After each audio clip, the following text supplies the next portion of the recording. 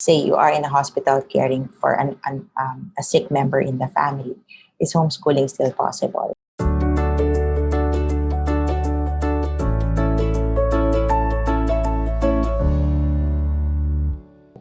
I would say yes, especially if you have other caring adults around your kids at the time that you are, away from them and you are in the hospital doing family responsibilities or assuming family responsibilities. So naturally, I'm sure you would have left a caring adult to take care of your kids or, to supervise the homeschooling of your kids. So if you want to make your homeschooling relevant to the scenario of the family, what you can do is to turn the family member's illness into a unit study. Okay, pause what you are already studying for a while and then turn it into a unit study. What do I mean? So for example, for science and health, you can have the kids research about the illness or that your family member is going through. Of course, make it age appropriate. So in the case of my mom, for example, what she's going through is a problem with her kidneys and the urethra and the bladder. So if I still had grade school kids, I would have them learn about what the kidneys do for the body, what is the bladder, what it does for the body, and urethra, and the anatomical structure of the body. And so that's science and health. Of course, you make age-appropriate activities for them or projects. Okay, so if they're smaller kids, a simple drawing would do, simple explanation would do, and you can learn with the older kids. You can talk about prevention of the illness and the cure, stuff like that. For the much older kids, say junior high school, they can do further research on the internet. For language arts, you can you can have the children write a reflection essay.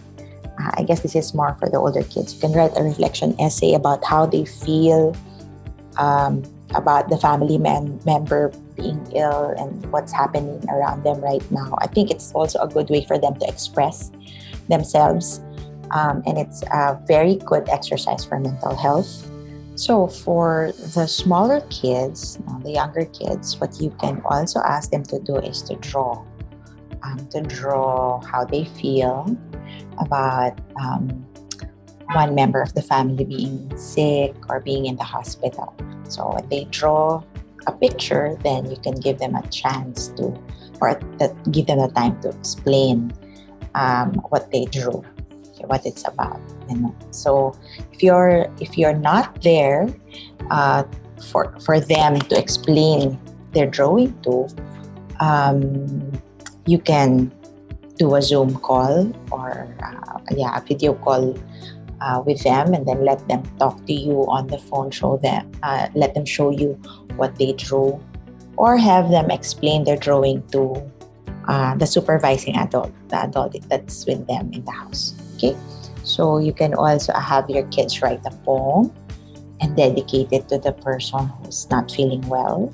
Okay, they can also do a video call with you, and then they can read the poem to the patient, to your family member who's not well.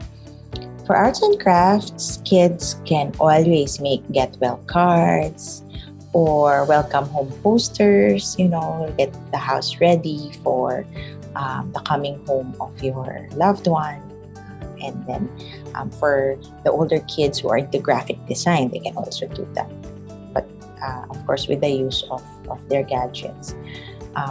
Music, maybe the children can record a song and take a video of themselves while singing a song that can encourage the hospitalized member of the family. Like they can send a video to you, and you can play it to your family member and uplift his or her spirit. Social studies. It's so much easier to teach social studies this way, because then you can talk about community helpers that take care of our health, family members' contribution to the well-being of the whole family in the community. So how can we be part of the community in ensuring that everybody's healthy? So that's a very good social studies lesson. Math. So smaller kids, maybe you can have them count the days of the hospital confinement or until the day of the expected homecoming. So you can use a calendar for that. You can even help them learn the days of the week, which is also integrating language arts already. You can teach them how to write the date. You can teach them how to read time because, of course, they're waiting for the time when that member of the family will come home. So you can talk about the concept of 24 hours in a day and how does that look like in an analog clock, those things. And then for older kids, you can, if you're in the hospital, for example, and you do a Zoom call with them, a video call with them, or you can chat with them. Maybe you can share with them the measurement of the medication. Okay, you can teach them the units of measurement. When you're measuring, say, how much water intake is the patient taking every day. So you're being asked of that and you're recording that, and you can have the older kids have a log also at home, and then they can also record how many ml of water is being taken by the patient every day. Or in the case of my mom, it's the urination where we're measuring the amount also. Okay, the medication, okay, milligrams, the unit of measurement that's being used to determine how much medicine does the patient need, or the IV drip, how many milligrams that is. So you can have older kids keep track of measurements. You can also help them, have them estimate the cost of the hospitalization by giving them itemized details of the bills, for example. You can show them how a receipt looks like. You can show them authentic materials that could help them understand that math actually matters in real life, because you need to understand corresponding amount to certain things and certain services that's being given to you in the hospital. So the breakdown of expenses, how does that look like, and then does it have how does it look like on paper, and the corresponding expenses, and then you can have them add that up and then to arrive at the estimated cost of, say, the hospitalization. So you might be thinking, isn't it too much to expose children of things like this? My opinion, I think it's okay, because then you are actually giving them an insight into real life. You're not shielding them from what really is happening. But of course, you have to choose age-appropriate language when you're discussing these things.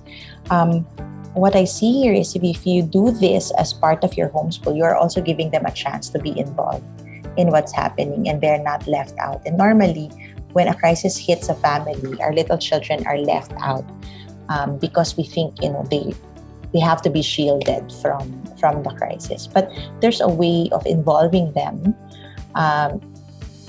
and not make them feel that it's too much of a burden. It's just that they have enough knowledge to know that they're also part of it. So even marking the calendar for the time when the sick member of the family is coming home, that's in a way involving them, because they are aware of what's going on.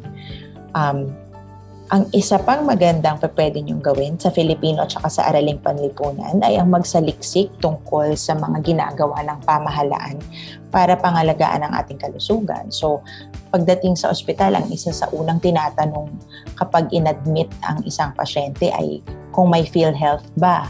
So, pwede niyong gamitin yun as a way to introduce to your children basic government services, basic health services that the government is supposed to give the citizens, and our role as citizens in availing those things. So, ano ba yung PhilHealth?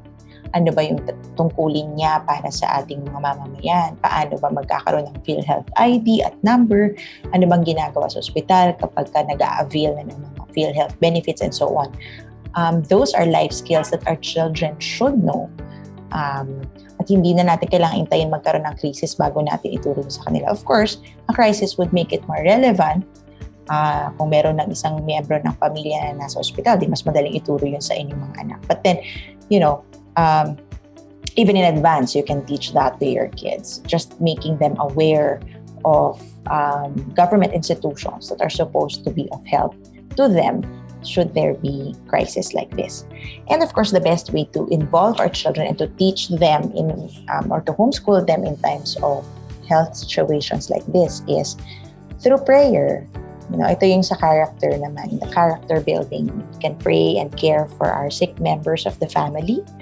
We can look for verses in the Bible that talk about healing and encouragement, and we can send that to our members, to the member of the family who's in the hospital and to the watcher who's staying in the hospital. And so the best way of building our children's character in times like this is to show them that we are family and that we are building the relationship of the family by praying for one another. So I hope those things that I shared are helpful to you, and you can see that even if you are in the hospital, you're taking care of somebody who is not well and you're being there for another family member, homeschooling can still happen for those who were left at home. And of course, with the advent of technology, you can video call and you can still supervise and you can still be very much in touch with your children at home. So I hope that helps. This is Grace Gaston Dosel, and I hope you have wonderful Grace Days.